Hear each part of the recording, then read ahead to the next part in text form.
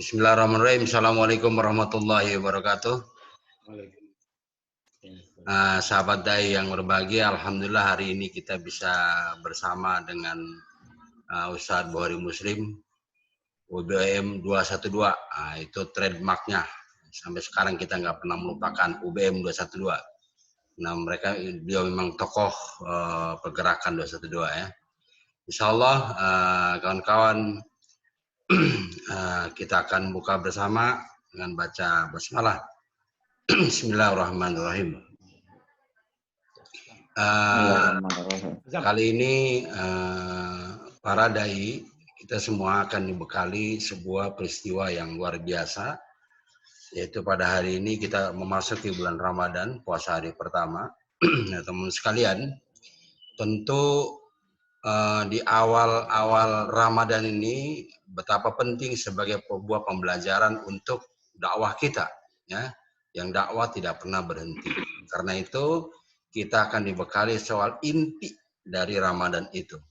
Betapa penting kita memahami inti Ramadan, karena ya harus sudah berangkat dari situ sebagai seorang pendai ya. Karena itu alhamdulillah hari ini kita bisa bersama dengan Ustadz Bukhari Muslim untuk memperdalam sebagai bahan kita.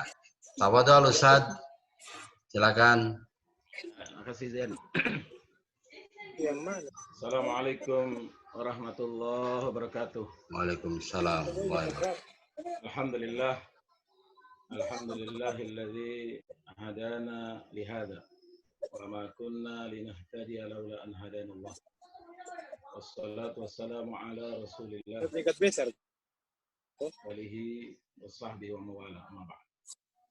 Sekjen dan teman-teman sekalian dari NTT, dari mana nih?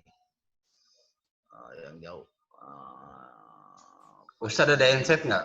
Ustadz ada handset? Ada handset? Oh, udah pakai. Oh ya, kurang deket kali ininya, supaya lebih besar suaranya. Belum besar ya? Iya. Ya udah bagus ini. Udah bagus. Tes. Ya. Ya, silakan San. Alhamdulillah, syukurillah, kita hari ini adalah hari pertama di bulan Ramadan Mubarak. Walaupun dalam kondisi yang berbeda, tapi spiritnya tetap bahkan lebih. Kenapa lebih? Karena kita dalam kondisi yang lain, kondisi yang tidak sebagaimana biasanya. Dan biasanya Rasulullah Sallallahu Alaihi Wasallam dalam yang berbeda atau kondisi seperti ini, nilainya pun beliau katakan berbeda. Tentunya nilainya lebih besar, nilai lebih dahsyat, lebih luar biasa dibandingkan dengan kondisi atau keadaan yang normal. Salawat dan salam kita doakan semoga Allah sampaikan buat Nabi kita Muhammad Sallallahu Alaihi Wasallam. Mulia Nabi yang telah mempraktekkan, mengejawantahkan, mengaktualisasikan perintah Allah, ajaran Allah, petuah-petuah dari Allah Subhanahu wa taala dalam kehidupan, sehingga ajaran ini terasa membumi. Ajaran ini eksis di tengah kehidupan kita dalam posisi kita selaku Abdullah, selaku hamba Allah, sekaligus fungsi kita sebagai khalifahnya di permukaan bumi. Karena amanah besar yang dianugerahkan oleh Allah Subhanahu wa taala untuk kita selaku hamba sekaligus khalifahnya ini adalah amanah mulia, amanah yang luar biasa, amanah yang dahsyat. Apatah lagi posisi kita bukan hanya itu, tetapi kita ini adalah pewaris para anbiya. Para duat adalah pewaris para anbiya, para mursalin, pewarisnya Rasulullah Sallallahu Alaihi Wasallam. Sehingga posisi kita memang lebih dibandingkan dengan posisi umat yang lain.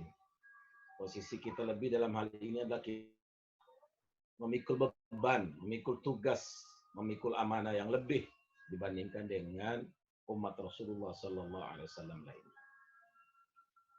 Hari ini memang kita merasakan bagaimana apa yang telah Allah Subhanahu wa taala anugerahkan ini bukan hanya kita di Indonesia, tetapi di dunia.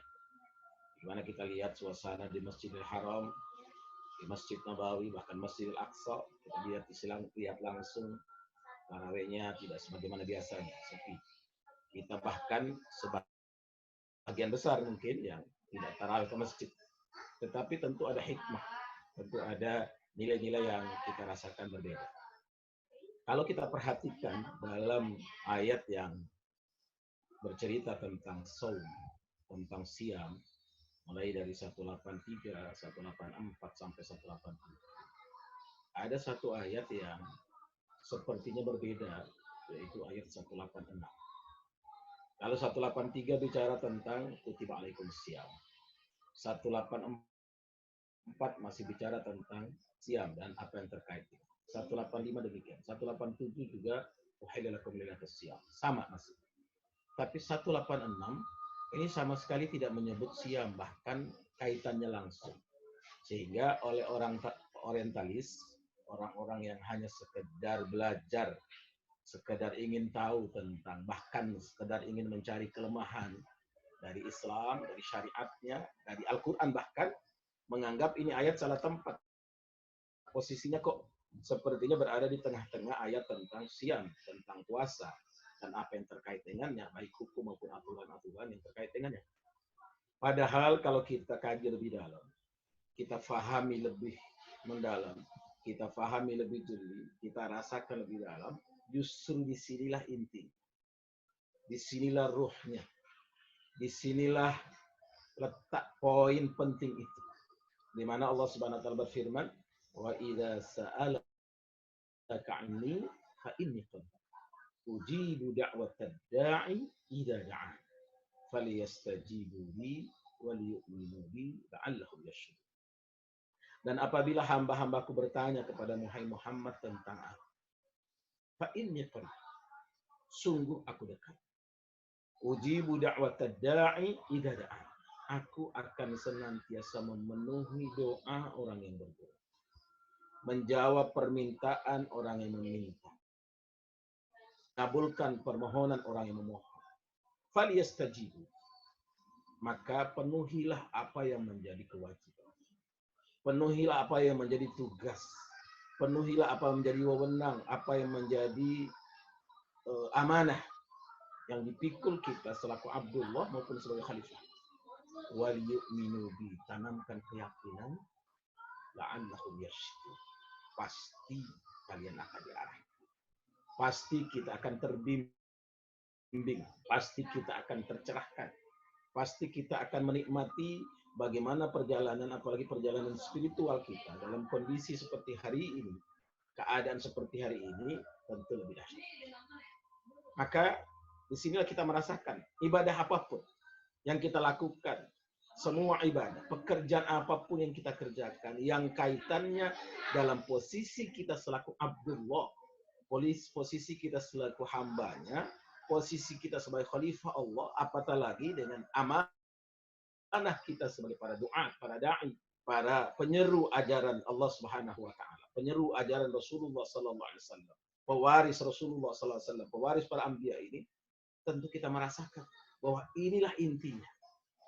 Inilah poin penting bahwa kita berada pada satu posisi, kita berada pada satu keadaan di mana Allah Subhanahu wa taala menyatakan inni qarib.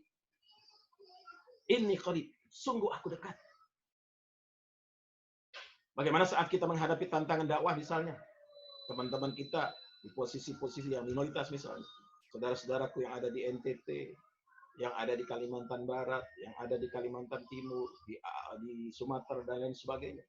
Menghadapi tantangan yang tidak kecil, menghadapi tantangan yang tidak ringan, menghadapi kenyataan dan keadaan di tengah-tengah kehidupan kita, bahkan kadang-kadang kita berhadapan dengan saudara-saudara kita. Disinilah kita merasakan bagaimana posisi kita ketika kita meyakini bahwa Allah dekat, Allah senantiasa mendengar doa kita, Allah senantiasa mendengar munajat kita, Allah senantiasa mendengar permohonan kita, Allah senantiasa mendengar permintaan kita, Allah senantiasa mendengar suara hati kita. Ini penting. Karena kita merasakan bagaimana ketika kita berdakwah, Masya Allah, Tabarakallah, Sebab kadang-kadang kita merasa berdakwah itu kita yang punya hak untuk memberi hidayah kepada orang.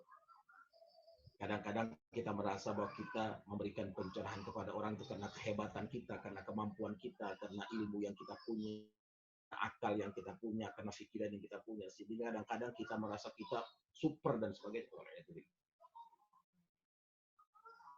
Ini Allah ingatkan, fa inni qarib. Dan kalau kita lihat lagi di ayat yang lain, misalnya Allah Subhanahu wa taala berfirman, "Wa ma umiru illa liya'budullaha mukhlishina lahuddin." Dan tidaklah Allah perintahkan kita kecuali dalam berta'abbud, dalam melakoni posisi kita sebagai hamba Allah itu mukhlishina lahuddin, dalam keadaan ikhlas, dalam keadaan murni lillahi ta'ala, dalam keadaan meyakini keesaan Allah, dalam keadaan meyakini kehebatan Allah, kekuasaan Allah, kemahabesaran Allah, kemahabenaran Allah. Ini penting, amat sangat penting. Karena pada saat itu kita benar-benar diuji. Dan tidak mungkin orang itu mukhlishina lahuddin kalau akidahnya rapuh. Tidak mungkin orang itu mukhlishina lahuddin kalau tauhidnya lemah. Tidak mungkin orang itu mukhlishina lahuddin mengemban amanah dakwah ini. Makanya kalau ke daerah, misalnya dalam dakwah, dalam undangan dakwah, saya selalu minta tolong carikan juga masjid yang nggak pernah didatangi oleh orang-orang dari Jakarta misalnya, oleh ustadz-ustadz besar, oleh kiai-kiai, oleh habaib, oleh ulama-ulama, mungkin nggak pernah tersentuh di sana. Pengen. Kayak kemarin baru-baru saya dari Batam sempat ketemu sama ketum di sana. Masya Allah. Kita kunjungi saudara kita, Ustadz Samsuddin, orang Jakarta, tetangga dengan Istana Negara. Ustadz Samsuddin itu tetangga dengan Istana Negara, di Pecenongan rumahnya, kelahiran di Pecenongan. Tapi 13 tahun di suku anak laut. Masya Allah. 13 tahun beliau berdakwah di sana, yang rumahnya saja di laut. Bukan di darat. Beliau menghadapi bagaimana tantangan dakwah yang luar biasa. Di sana kita merasakan ruh keikhlasan yang luar biasa. Getaran keikhlasan yang dahsyat itu. Getaran keikhlasan yang hebat itu. Jangankan mau diliput, dikunjungin juga belum tentu. Tapi beliau tetap istiqomah, merasakan, Masya Allah. Beliau akrab dengan seluruh orang yang ada di atas sana. Nah, kita jalan di atas laut, di atas rumah, di atas laut. Dan ini gak gampang. Saya bilang sama Ustaz Samsuddin, Da'i Parmusi yang ada di suku anak laut. Saya bilang belum tentu kalau saya yang dikirim ke sini belum tentu bisa bertahan 13 tahun seperti itu. Belum tentu kita dikirim ke sana, belum tentu bisa merasakan itu. Kenapa? Karena keikhlasan beliau dengan keyakinan yang luar biasa. Nggak mungkin beliau bisa ikhlas betah di sana kalau tidak punya keyakinan kepada Allah. Bagaimana teman-teman di NTT mau ketika berdakwah ke Soe, ke Belu, nggak gampang. Saya ketika mendamping ketum, waktu dihadang di Belu saja, wah luar biasa itu. Ketum sudah keluar bugisnya itu. Merasakan, ini nggak gampang. Kenapa? Karena kita yakin, kita ini diutus oleh Allah, kita ini da'inya Allah, kita ini utusannya Allah, kita ini pesuruhnya Allah, kita ini menegakkan dakwahnya Allah. Maka, nggak mungkin kita bisa melakukan tugas yang berat, tugas yang luar biasa, kalau keyakinan ada diri kita lemah. Tauhid kita lemah, akidah kita lemah, nggak mungkin. Makanya kajian yang disampaikan oleh guru kita, Ustadz Farid Uqbah, luar biasa. Luar biasa. Kalau bisa teman-teman kita ikut terus. Saya pun, kalau bisa di jalan pun, kalau sedang tidak ada acara, memang saya ikut. Pengen dengar langsung. Kadang-kadang apa yang kita baca dengan mendengar penjelasan langsung. Apalagi Ustadz Farid, Masya Allah. Ustadz Farid itu saya kenal beliau, saya baru tamat SMA. Beliau 13 tahun berada di perpustakaan Ma'hadul Ulum Islami wal Arabiyah di Jakarta. 13 tahun beliau di dalam perpustakaan LIPI. Masya Allah. Dan Ustadz Farid juga selaku penolong saya. Dulu kalau Ustadz Farid nggak ketemu saya, nggak nemui saya mungkin sekarang udah Syiah itu. Jadi da'inya Syiah itu sekjen.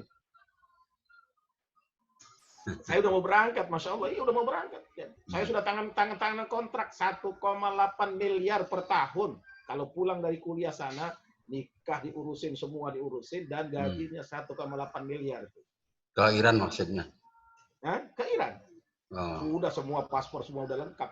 Saat Farid datang ceramai saya dari duhur sampai kita nggak tahu apa-apa, masih polos-polosnya dengan tawaran yang menggiurkan, Masya Allah. Alhamdulillah. Di sinilah ditanamkan bagaimana kita bukan hanya sekedar berakidah lurus, tapi bermanhaj, berpola dakwah, berpemahaman. Karena lagi-lagi, ya kalau berdakwah di Jakarta, ya Allah, hampir nggak ada tantangan lah. Kalaupun tantangannya nggak berat, antum-antum yang berdakwah di daerah, Masya Allah, luar biasa. Luar biasa. Luar biasa. Maka saya sering dengar bagaimana pengalaman teman-teman daerah, apalagi daerah-daerah yang berbatasan dengan daerah-daerah yang serem-serem. Nggak gampang. Bagaimana menerapkan dakwah yang langit itu bisa betul-betul membumi, besul-besul dirasakan. Bagaimana menghadapi orang yang boro-boro mau merasakan, mau menikmati apa yang lebih hebat, nikmati ibadah yang sudah merupakan kewajiban. Pantas makanya Al-Quran menyebutnya wal takum minkum ummah yad'una ilal khair. Dakwah itu bukan hanya sekedar ya kerja biasa. Emang ada sekelompok orang, ada sekelompok umat kata Al-Quran, yad'una ilal khair, yang menyeru, yang mengajak kepada yang khair, yang lebih baik, yang nggak biasa. Mengajak orang yang bukan yang biasa-biasa saja, tapi kepada yang lebih baik. Kenapa? Karena tantangan yang dihadapi juga besar. Kalau orang diingatin, ayo sholat Pak, ayo ngaji Pak, ayo ke masjid, insya Allah nggak ada tantangan. Tapi mencegah orang berbuat doli, mencegah orang berbuat mungkar, mencegah orang berbuat fahsya, nggak gampang. Tantangannya, risikonya pun berat. Maka nasihat Luqmanul Hakim kepada putranya, ya bunayyi, aqimis shalah wa'mur bil ma'ruf wanha 'anil munkar wasbir 'ala ma asab. Wahai anakku, ya aqimis shalah, tegakkan salat sebagai kekuatan spiritual. Setelah tertanamnya akidah, bagaimana menjaga spiritualitas kita? Makanya Allah katakan, ujibu da'watad da'i idza da'an. Aku akan senantiasa memenuhi doa orang yang berdoa. Mengabulkan permohonan orang yang bermohon. Falyastajibu. Bagaimana kita mengerahkan apa yang ada dalam pikiran kita, perasaan kita, keyakinan kita, jiwa kita. Luar biasa. Saya ketika kemarin sempat sekolah namanya, kalau Ustaz Farid Uqbah menamakannya sekolah Madrasah Yusufiyah. Menghadapi bagaimana orang dengan berbagai macam problem, berbagai macam persoalan, berbagai macam dinamika hidup. Bahkan ada orang nggak mau keluar. Kenapa? Dia sudah menikmati hidup di dalam. Sudah menikmati hidup. Karena sudah merasakan bagaimana untungnya orang di dalam. Dia ketemu jalannya. Kalau di luar dia berpayah-payah, bersusah-susah. Bahkan disuruh keluar pun nggak mau keluar itu. Karena dia sudah menikmati. Sama dengan kita yang mengambil posisi sebagai da'i. Ketika sudah melakoni dakwah dengan segenap tantangan, ya mau dibayar dengan apapun. Rasulullah dulu kan ditawari, sampai beliau mengatakan la wada'u syamsu fi syams wada'u syamsa fi yamini wal qamara fi yasari ala an atruka hadzal am mata. Tawaran-tawaran menggiurkan selalu datang. Sampai Nabi bilang, andaikan wahai pamanku mereka meletakkan bulan di tangan kanan, matahari di tangan kanan, bulan di tangan kiri, an atruka hadzal amr, untuk meninggalkan tugas mulia ini, untuk meninggalkan dakwah ini, saya akan katakan sampai saya hancur lebur atau menang itu dianugerahkan oleh Allah. Kenapa? Karena yakin dengan janji Allah, yakin dengan keberadaan Allah, yakin dengan posisi Allah. Jadi kita ngapain kita berlapar-lapar, berhaus-haus, bersusah-susah, berpayah-payah untuk menghadapi Ramadan, apalagi dalam musim seperti ini, dalam ujian seperti ini. Nggak mungkin kita bisa melakukan kecuali kita punya iman. Nggak mungkin kita bisa melakukan ini dengan sebaiknya karena kita punya keyakinan kepada Allah. Nggak mungkin. Karena, ya lagi-lagi, bahwa apa yang di hadapan kita hari ini, apa yang ada di depan kita hari ini, apa yang kita emban hari ini, itu terkait erat dengan posisi kita. Orang boleh mengejar apa yang dia mau, yakin dia pasti dapatkan. Orang boleh berpayah-payah dengan segenap dayanya, dengan segenap energinya, karena memang dia yakin apa yang dia akan mau dapatkan. Kalau dia nggak yakin, karena nggak mungkin. Tapi karena dia yakin, dia mau rebut, dia mau raih, segala macam cara dilakukan. Kita yakin dengan apa yang dijanjikan oleh Allah. Kuntum khaira ummah. Kalian itu umat terbaik. Ta'muruna bil ma'ruf, ukhrijat linnas. Yang ditampilkan ke tengah-tengah umat manusia.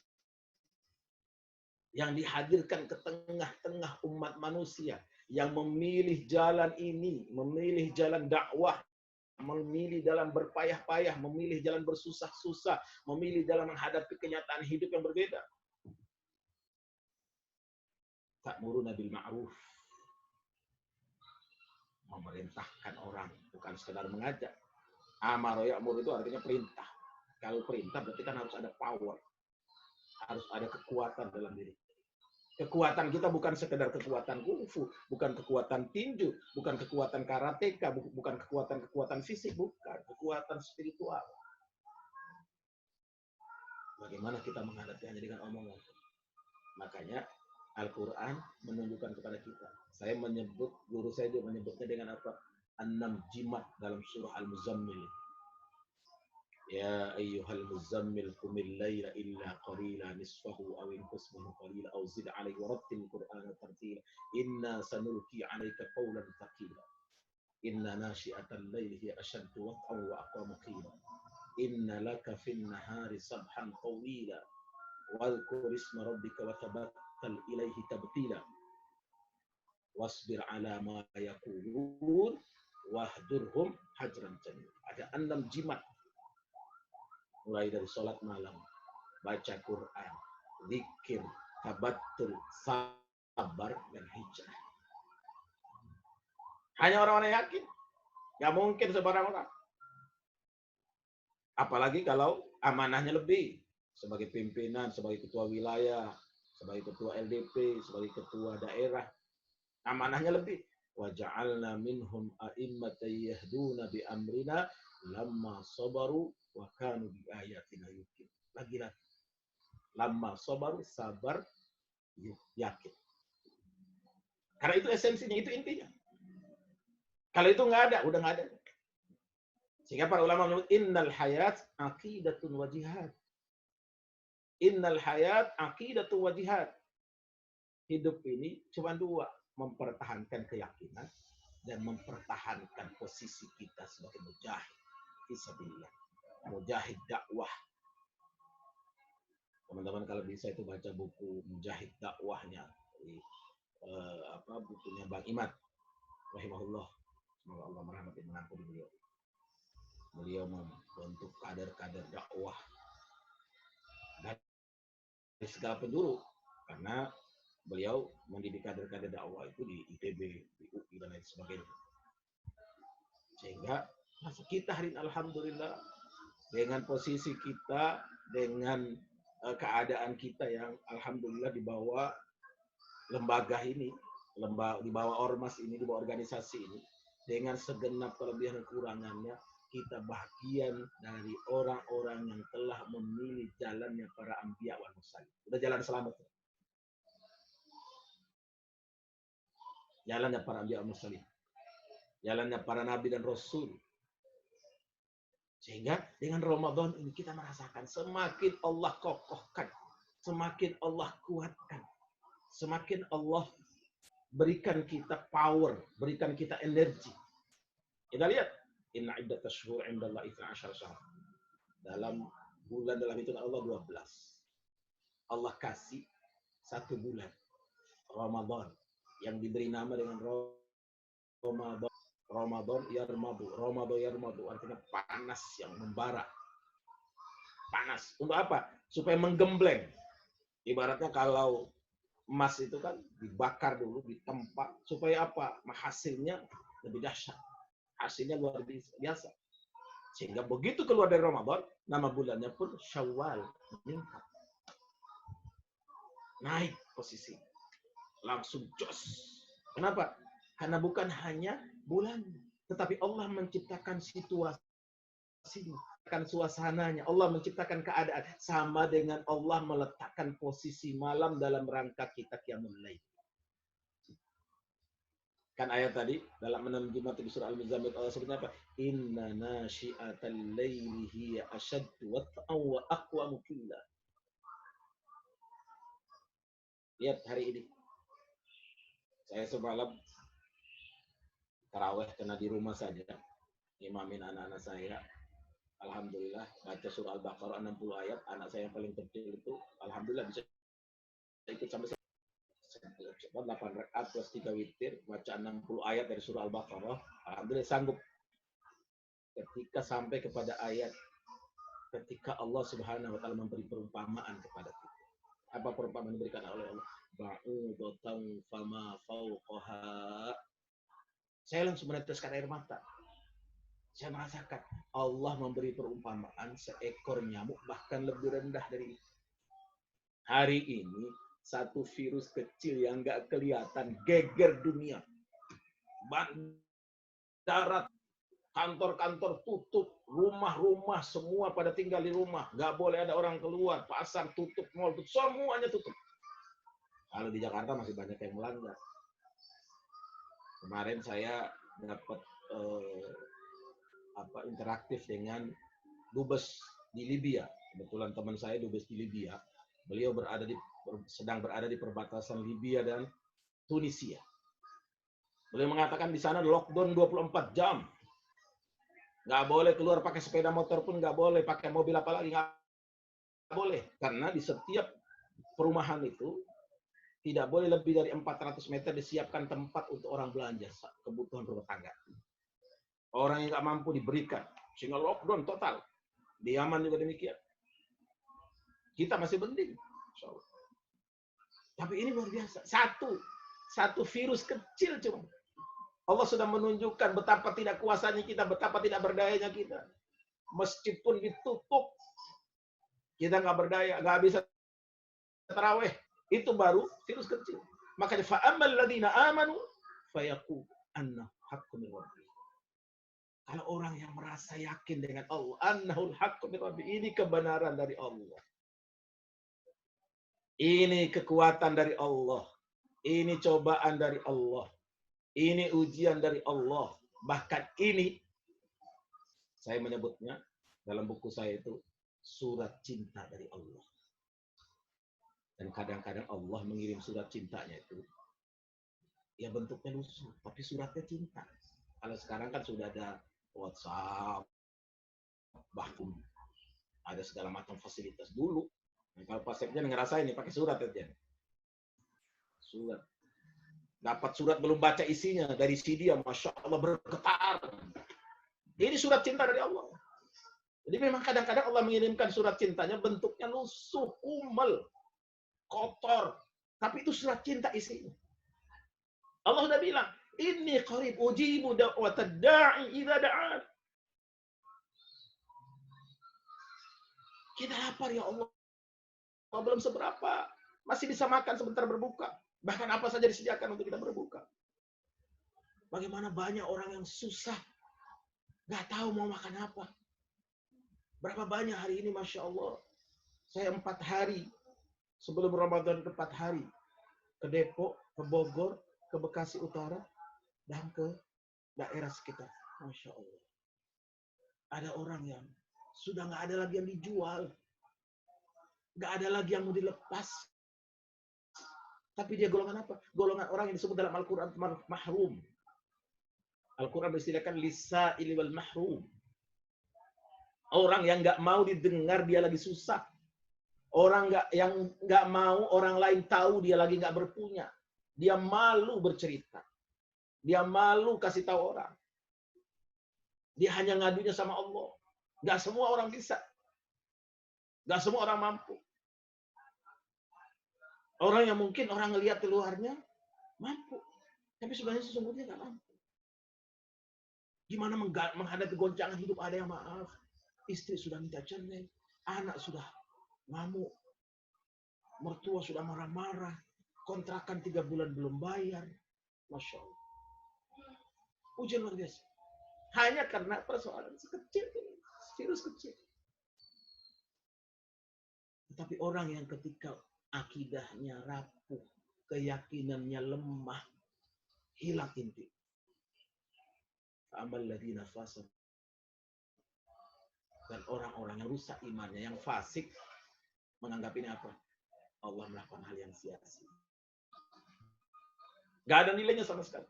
Tapi sebagai orang yang beriman kepada Allah, yang yakin dengan Allah, kita merasakan justru inilah, ini saatnya, ini waktunya. Makanya saya sampaikan kemarin dalam salah satu dialog, lewat Zoom juga, di salah satu masjid. Ada jamaah mengatakan, kenapa sih kita mesti takut, Ustaz? Kita ini kan punya Allah, punya Tuhan. Masjid itu kan rumah Allah. Saya bilang, Pak, nggak usah pakai tenaga. Beriman itu nggak usah pakai tenaga. Percaya itu nggak usah pakai tenaga doang. Modalnya harus dengan ilmu. Nggak cukup pakai semangat, Pak. Kalau semangat doang, nanti semangatnya kayak ayam. Panas-panasnya cuma di awal. Harus pakai ilmu. Islam itu agama yang logis. Ada kaidahnya. Kita ini nggak sedang meninggalkan masjid. Cuman Allah memindahkan posisi kita. Allah memindahkan kita yang tadinya ibadah di masjid, udah di rumah. Apalagi kita pada da'i. Saya kalau dalam kondisi normal, kalau seminggu nggak keluar kota, itu anak saya pasti nanya, Habib nggak? Sekarang alhamdulillah, sudah 1 bulan lebih di rumah aja. Rasakan bagaimana melihat ngaji mereka, membenarkan. Jangan-jangan kita pada da'i ini juga nggak tahu nih istri kita sholatnya sempurna apa enggak. Rukuk sujudnya, duduk antara 2 sujudnya. Suami-suami kita benar enggak? Rukuknya benar enggak? Sujudnya maksudnya benar itu sempurna tidak? Karena satu waktu Rasulullah SAW ketika ada orang selesai sholat jumpa dengan beliau berkata, irji fasalli innaka lam tusalli sholat dari sholat. Ulangi lagi. Ya, jumpa lagi Rasul katakan irji fasalli fa innaka lam tusalli. Ulangi sholatmu, Anda belum sholat. Sampai 3 kali. Ternyata apa kata Rasulullah? Idza kumta ila shalah kum hatta tatma'inna qa'im. Apabila Anda 7 menit, Masya Allah. Berarti kan gak ada ruhnya. Ibadah kita gak ada ruhnya. Kita rukuk benar, tapi tidak sempurna rukuk kita. Kenapa? Kadang-kadang belum sempurna, belum pas, sudah bangkit lagi dari rukuk. Jangan salah. Orang munafik sholat kata Al-Quran. Innal munafiqina yukhadi'un Allah. Innal munafiqina yukhadi'un Allah. Sesungguhnya orang munafik hendak menipu Allah. Menipu Allah. Idza qamu ila sholati qamu kusala. Ketika mereka berdiri untuk sholat, berdiri qamu kusala. Berdiri dengan malas. Berdiri seperti orang yang main-main. Sholat dia. Tapi apa? Yura'unan nas wa la yadhkuruna Allah illa qalila. Yura'unan nas. Kalau dilihat orang, kalau ada kamera, kalau ada fotografer, sholatnya kayak khusyuk banget. Ketika nggak ada, al-batil katib. Kedajjal jatuh. Ayam matok kayak kilat nyambar. Apa artinya? Ruhnya nggak ada, intinya nggak ada. Dia sholat, tetapi apa jauh. Dia sholat, tetapi sholatnya tidak mempengaruhi. Tidak ada dauknya, nggak ada rasanya, nggak ada nikmatnya, nggak ada isinya. Dia puasa, berapa banyak orang puasa kata Nabi? Kam min sha'imin laisa lahu min siyamih illa al-ju' wal atash. Berapa banyak orang shaum tapi nggak dapat apa-apa dari shaumnya illa al-ju' wal atash. Kecuali lapar dan haus. Kenapa? Ruh puasanya nggak ada. Inti shaumnya nggak ada. Dia tarawih, tapi nggak dapat dari tarawih jadi letak panas, kecuali capek dan letih saja. Kenapa? Karena ruhnya nggak ada. Intinya nggak ada. Dia nggak merasakan bagaimana Allah melihatnya. Sementara Rasulullah SAW ketika didatangi Jibril, beliau bertanya tentang Islam, iman, dan ihsan. Dari mana kita hafal semua definisinya? Ihsan an ta'budallah ka'annaka tarah, fa illam takun tarah, fa innahu yarah. Yakin kita. Fa illam takun tarah, jika kita melihat Allah. Fa innahu yarah. Allah memandang kita, Allah melihat kita, Allah memperhatikan kita, Allah tahu apa yang kita butuhkan, Allah tahu apa yang kita perlukan. Kalau belum terpenuhi berarti kita yang belum layak mendapatkan. Selesai. Coba kalau kita pikirin, Masya Allah. Gimana menghadapi? Kalau semua dipakai otak, semua dipakai pikiran, semua bahasa yang gila semua. Tapi ada satu kita punya. Makanya Allah menghibur kita. Wala tahinu fi ibtigha'il qaum. In takunu ta'lamun fa innahum ya'lamuna kama ta'lamun. Wa tarjuna min Allah ma la yarjun. In takunu ta'lamun, kata Quran, apabila kalian merasa sakit, fa innahum ya'lamun kama ta'lamun. Orang yang nggak beriman juga merasakan yang sama. Capek juga, letih juga, pusing juga, ruwet juga, mumet juga. Tetapi apa? Wa tarjuna min Allah ma la yarjun. Ada yang kita punya, yang mereka nggak punya. Apa yang ada yang kita bisa, mereka nggak bisa. Wa tarjuna min Allah. Kita punya harapan besar kepada Allah. Kita nggak bergantung kepada orang. Kalau gantungnya sama orang, sekarang belum kecewa, besok bisa kecewa. Harapnya sama orang, sekarang belum kecewa, besok bisa kecewa. Tapi kalau harapnya sama Allah, kita nggak akan pernah kecewa. Berharapnya sama Allah, kita tidak akan pernah mundur dari apapun. Dengan segala macam tawaran, kecil. Nanti teman-teman saya lihat kan. Gimana saya ditawarin, Masya Allah. Baik lewat telepon, lewat WA. Tawaran yang menggiurkan. Tawaran mengasyikkan. Tapi apa? Apa rasakan? Di dunia kita boleh senang.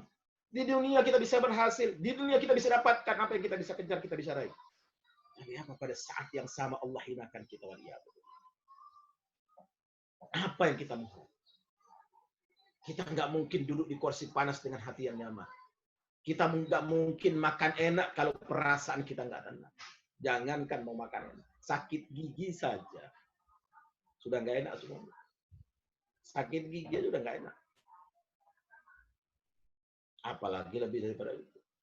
Yang rusak itu qalb kita, yang rusak itu pikiran kita, yang rusak itu perasaan kita. Hancur lebur. Karena qalb itu istimewa. Yang kemudian lahir apa disebut dengan nafs. Karena nafs itu kan dari ruh, jasad. Jadinya nafs.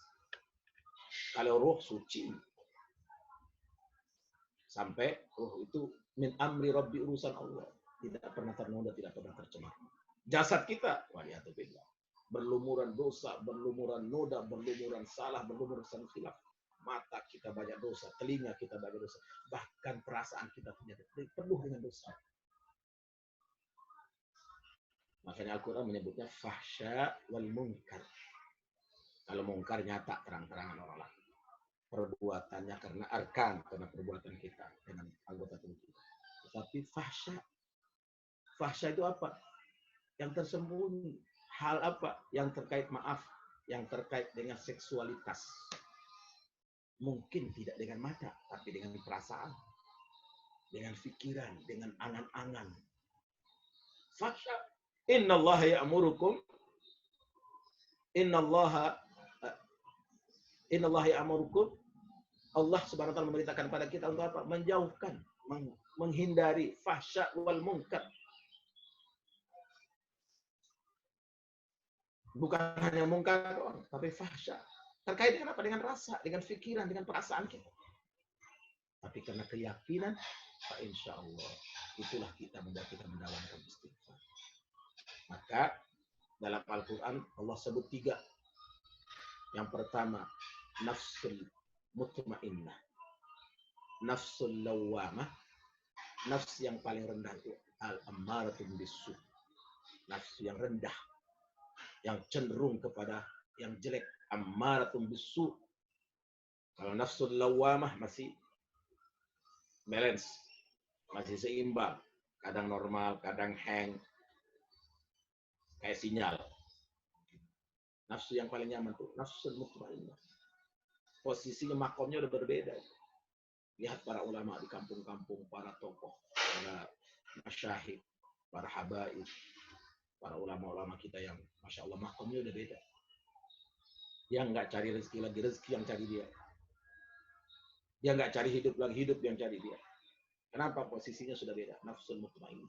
Maka ketika Allah menyuruh orang mutmainnah apa? Ya ayyatuhan nafsul mutmainnah irji'i ila rabbiki radiyatan mardiyah. Kenapa yang didapat? Udah inti. Sudah dia sukses Ramadan, la'allakum tattaqun. Sudah selesai, udah kelar. Kalau belum, fala tamutunna illa wa antum muslimun. Makanya, Masya Allah, Pak Musi dengan apa ikon dakwanya, dengan hashtag dakwanya, menyapa, membela,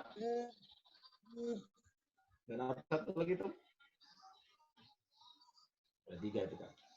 Menata, menyapa, membela. Menyapa, membela. Menata, menyapa, dan membela. Saya kemarin cerita sama salah satu teman. Beliau dari bawah, itu dari Satpam sampai kepada beliau bisa posisinya bisa kerja di luar negeri, Bank Indonesia di London, Masya Allah. Dari Satpam. Sekarang Masya Allah. Dan saya cerita tentang beliau tertarik luar biasa. Semua di Zoom saya itu kalau sama dengan tokoh-tokoh saya cerita bagaimana dakwah Parmusi itu. Ada Ustadz Abrar kemarin juga sempat hadir di live by Zoom kita kemarin. Ini pengalaman teman-teman di daerah yang sering saya sampaikan di mana-mana.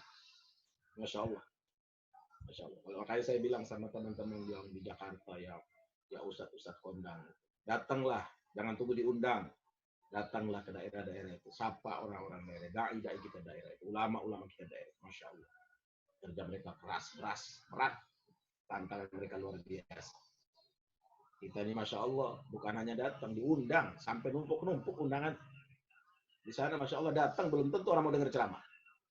Hadir belum tentu orang mau dengar ceramah. Kalaupun datang, masih nanya, mau dapat apa? Masya Allah. Luar biasa. Maka, Sekjen, Alhamdulillah, terima kasih hari ini kita bisa bersilaturahim. Untuk sama-sama saling menguatkan dan memantapkan posisi dakwah kita, memuatkan dan memantapkan tugas dakwah kita.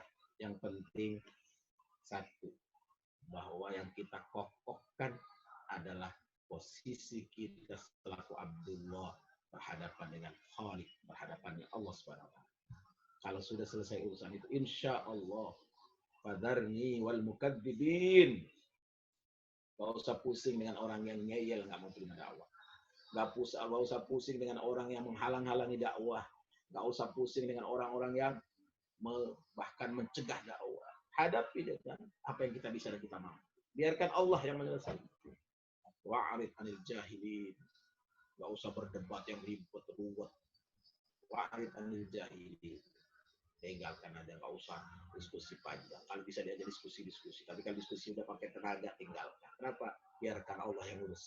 Kita ini hanya bagian dari hamba-hamba Allah yang melakoni, menjalankan tugas kita sebagai warasatul anbiya wal mursalin. Menyeru, mengajak. Mudah-mudahan di momentum Ramadan kali ini yang walaupun dalam posisi berbeda, kita bahkan mungkin lebih dapat pahala yang Allah sediakan buat kita di masjid, di dalam tarawih, di dalam ta'lim, di dalam pengajian di masjid, insya Allah Allah sediakan di rumah.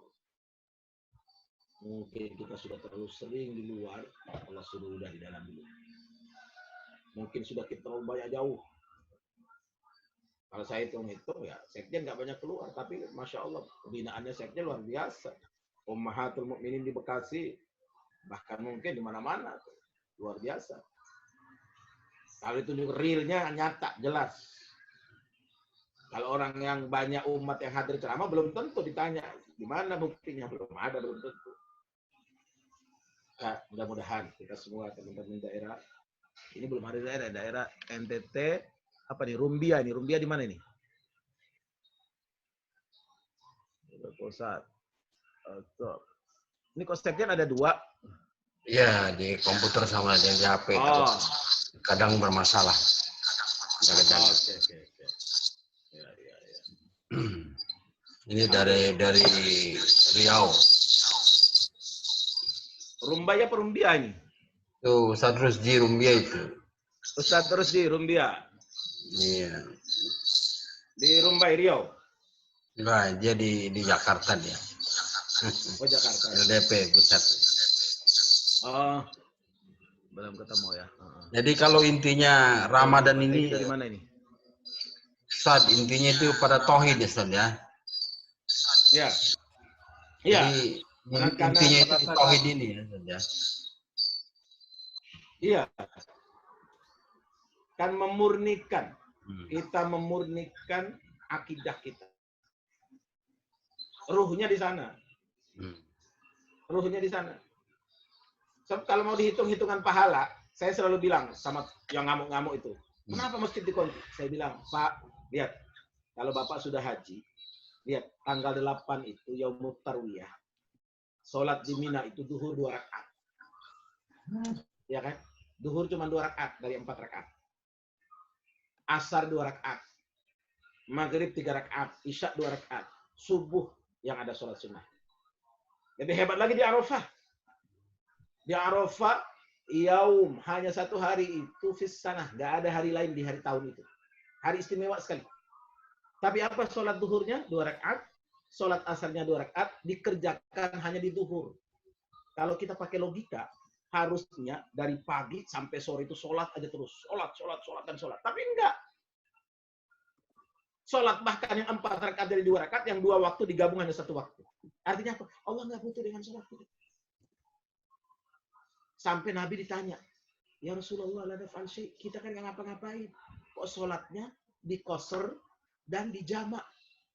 Kata Nabi apa? Hadis sedekatun minallah. Ini sedekah dari Allah.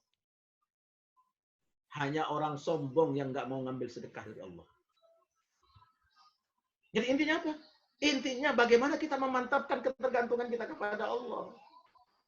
Bukan persoalan kita berapa lama sujud, berapa rakaat kita sholat, berapa banyak kita ke masjid. Enggak. Bukan itu. Sekarang misalnya, ketika kita sholat di rumah, kita merasa, aduh, pahalanya ketidak. Enggak. Karena kalau saya dulu diajarkan guru saya berkata, Allah Tuhan yang ada di zaman Rasulullah juga Allah Tuhan yang ada sama kita. Allah Tuhan yang ngasih rezeki orang di Jakarta ini juga Allah Tuhan yang ada di Belu sana atau Atambua sana.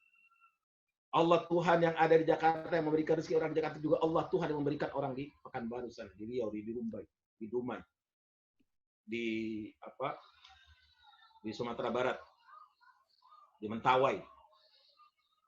Allah Tuhan yang sama itu yang bikin Ustadz Samsudin begitu yakinnya. 13 tahun, bukan waktu yang sedikit. Bukan beliau juga bukan orang Riau, bukan orang Batam, orang Jakarta. Masya Allah. Nggak gampang. Dia yakin. Dan itu intinya. Itu intinya.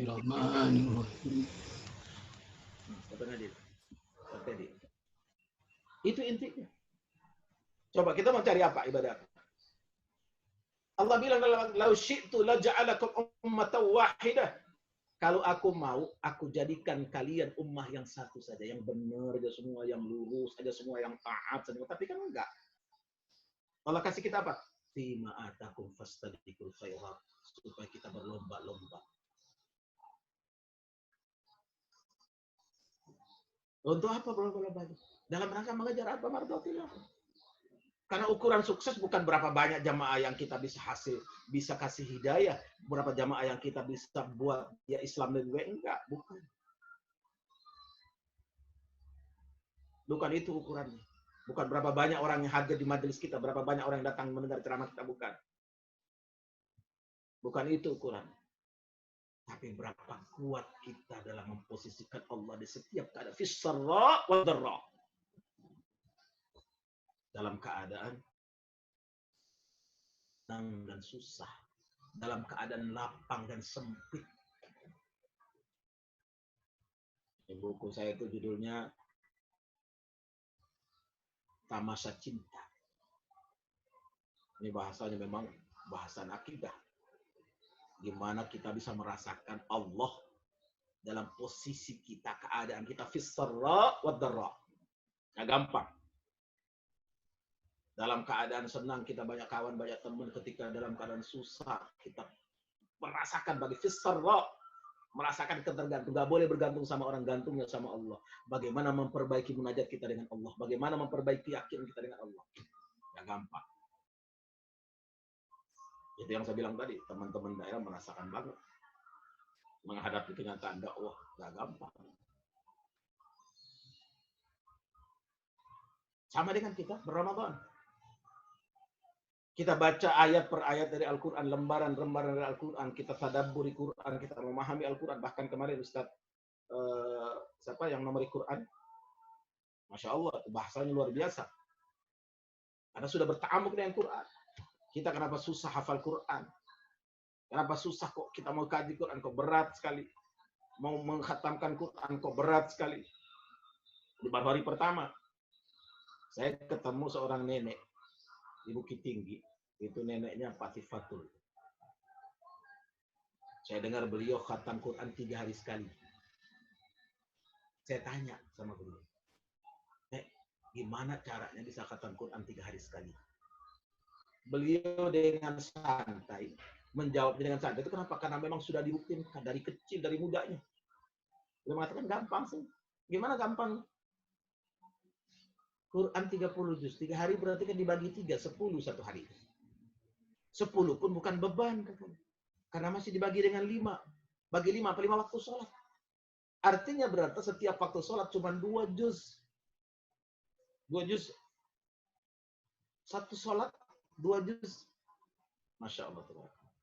Kenapa? Karena dia yakin. Dia yakin betul bahwa Quran itu Allah turunkan untuk umat manusia. Bahkan ayat pertama yang menceritakan tentang Quran turun, itu nyebutnya manusia. 185 dari surah Al-Baqarah. Syahrul Ramadan alladzi unzila fihi al-Quran hudan linnas, the guidance for all. Hudan linnas, tidak disebut hudan lil muslimin, tidak disebut hudan lil mu'minin, tidak disebut hudan lil muttaqin, tidak disebut hudan lil muhsinin, tapi hudan linnas, the guidance for all. Siapa saja.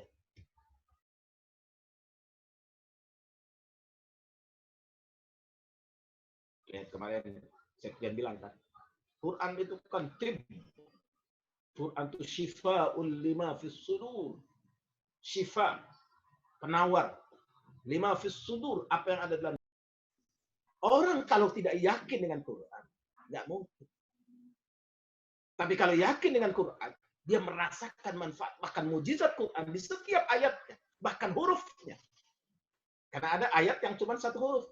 Nun, Qaf. Ada yang 2 huruf. Yasin, Toha. Ada 3 huruf. Alif, Lam, Mim. 4 huruf. Alif, Lam, Mim, Ra. 5 huruf. Kaf, Ha, Ya, Ain, Shad. Apakah tidak ada makna? Apakah itu bukan mukjizat? Mukjizat.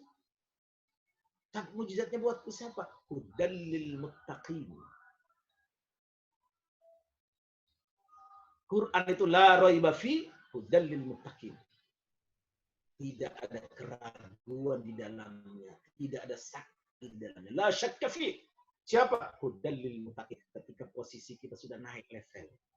Dan gimana mungkin dasarnya rapuh? Gak mungkin. Saya ingat dulu masih kecil, Kiai Haji Syukron Makmur, beliau mengatakan kalau membangun sesuatu jangan seperti rumah sakit. Kenapa rumah sakit? Semewah-mewahnya rumah sakit, sebagus-bagusnya rumah sakit, sementereng-menterengnya rumah sakit, semahal-mahalnya rumah sakit, tetap rumah sakit isinya orang sakit. Gak mungkin orang sehat. Gak mungkin orang sehat. Ada orang sakit, rumah sakit Tamrin tuh di Salemba. Isinya orang sehat. Orang nggak mau di penjara, masuknya di rumah sakit Tamrin supaya lebih bebas. Tapi itu kan kasus. Tapi esensinya rumah sakit isinya orang sakit. Nggak mungkin orang sehat di dalam situ, tinggal di situ. Apa artinya? Dia membangun sesuatu basicnya. Ketika basicnya bagus, basicnya kuat, insya Allah apapun yang akan ditegakkan di atasnya kokoh kuat. Kita bisa bangun sahur, walaupun hanya sekedar minum. Kenapa? Kita yakin. Tasaharu fa inna fis sahur barokah. Bersahurlah, karena di sahur itu berkah. Bukan kita besok bisa tahan, tidak makan, tidak minum. Bukan itu. Tapi keyakinan kita akan keberkahan. Kita bisa bangun munajat tengah malam, berdoa di tengah malam, beristighfar, mustaghfirina bil ashar. Kenapa? Karena kita yakin Allah menjanjikan ada power. Ada power, ada kekuatan. Ada energi di dalamnya. Inna laka fin nahari sabhan tawila. Karena siang hari urusan kita terlalu banyak. Kesibukan kita terlalu banyak. Maka Allah kasih kita kesempatan malam. Allah sebut malam itu, kita kan identik malam dipakai tidur. Keliru. Malam itu diciptakan oleh Allah bukan buat tidur. Coba kita lihat di surah An-Naba. وَجَعَلْنَا اللَّيْلَ لِبَاسًا وَجَعَلْنَا نَوْمَكُمْ سُبَاتًا وَجَعَلْنَا النَّهَارَ مَعَاشًا. Allah jadikan malam itu libasa, bukan linnaum. Allah jadikan malam itu bukan untuk tidur, tapi libasa, sebagai pakaian. Apa gunanya pakaian? Pakaian itu untuk menutupi kelemahan kita. Coba sekali-sekali kita cermin nggak pakai apa-apa. Kita sendirian, nggak usah ada orang lain. Kita ngelihat sendiri aja nggak mau. Kenapa? Memang nggak layak dilihat. Makanya ditutup dengan pakaian. Maka malam itu adalah sebenarnya apa? Libasa, sebagai pakaian untuk menutupi kekurangan kita di siang hari. Kenapa di siang hari? Waja'alna nahara ma'asya. Siang hari itu menjadi ma'isyah, menjadi tempat untuk mencari kehidupan. Tempat untuk bekerja, tempat untuk berkarya, tempat untuk beraktivitas, waktunya berkreasi dan segala macam. Malam udah capek, pulang untuk apa? Tutupi kekurangan kita, tutupi kelemahan kita. Terus kapan istirahatnya? Waja'alna naumakum subata. Allah jadikan tidur untuk istirahat. Bukan malam untuk tidur, bukan malam untuk istirahat. Yang bisa melakukan itu siapa? Al-muqinun. Orang yang yakin. Yakin dengan apa? Amma yatasa'al. Yakin dengan peristiwa dahsyat yang akan terjadi. Yakin dengan hari pembalasan. Yakin dengan yaumul hisab. Yakin dengan akhirat. Dan ketika Allah Subhanahu wa taala bicara tentang akhirat, atau Rasulullah bicara tentang akhirat, selalu menyebutnya apa? Beriman kepada Allah dan hari akhir. Basic dan visi kita. Tujuan akhir, terminal akhir kita. Saum untuk apa? La'allakum tattaqun. Pasti orang saum benar saumnya la'allakum tattaqun. Tapi kalau orang nggak yakin, apa kalau la'allakum tattaqun? Enggak. Makanya Nabi bilang kan, kamin shaimin laisa lahu min siyami illa al-jumu'ah. Berapa banyak orang saum tapi nggak dapat apa-apa dari saum kecuali capek, kecuali lapar dan haus. Berapa banyak orang tarawih nggak dapat apa-apa dari tarawihnya kecuali letih dan lelah. Nah, tapi mungkin orang yang yakin, orang yang merasakan ini qarib, yang dekat dengan Allah, dia akan terguidance. La'annahum yarshudun. Pasti tercerahkan, pasti terarahkan, pasti terbimbing. Makanya guru tafsir saya, beliau ketika mengajarkan kami, beliau terjemahkan ihdinas siratal mustaqim, bukan tunjukilah, tapi guide, arahkan, lebih detail. Kalau tunjuk saja, ya sama dengan kalau kita dari Jakarta, dari Cawang mau ke bandara. Nggak semua orang bisa sampai di bandara. Ada yang malah ke Merak, ada yang malah ke Priuk. Gimana ceritanya? Karena dia cuma berdasarkan petunjuk. Tapi kalau dia pakainya web, Google Map, dia pakainya apa? Pengarah itu, ya bisa lebih bagus. Kenapa? Karena di guide, diantar. Orang ke Mekah banyak, begitu sampai, oh masya Allah di Mekah luar biasa. Itu orang melontar jumroh ratusan orang, jutaan orang, tapi kok nggak penuh-penuh. Dia nggak pernah lihat. Kalau sudah penuh diangkut, dibuang, kerikil. batu. Dia nggak pernah lihat. Bicaranya apa? Oh, bakso langsung masuk ke neraka. Kenapa? Nggak ada orang memberitahukan, nggak ada orang yang menggait dia. Di Ka'bah, di depan Ka'bah, Masya Allah, burung-burung di sini luar biasa. Di Ka'bah itu langsung begitu Ka'bah belok.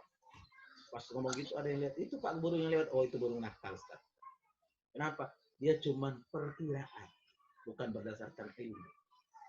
Makanya saya bilang sama teman-teman tuh yang ngamuk-ngamuk di masjid, kenapa masjidnya dikunci, kenapa masjidnya ditutup, kenapa masjidnya habis adzan kok nggak boleh pakai sholat. Ya iya, saat ini keadaan kita hari ini darul mafasid muqaddam ala jalbil masalih. Kita mau yang ideal, mau yang bagus, tetapi apa, mencegah buruk itu harus diprioritaskan. Apalagi kita ini di daerah yang zonanya zona merah ini. Ejen, kita ini zonanya zona merah, bukan zona hijau. Kita 5 menit lagi saja. Siap.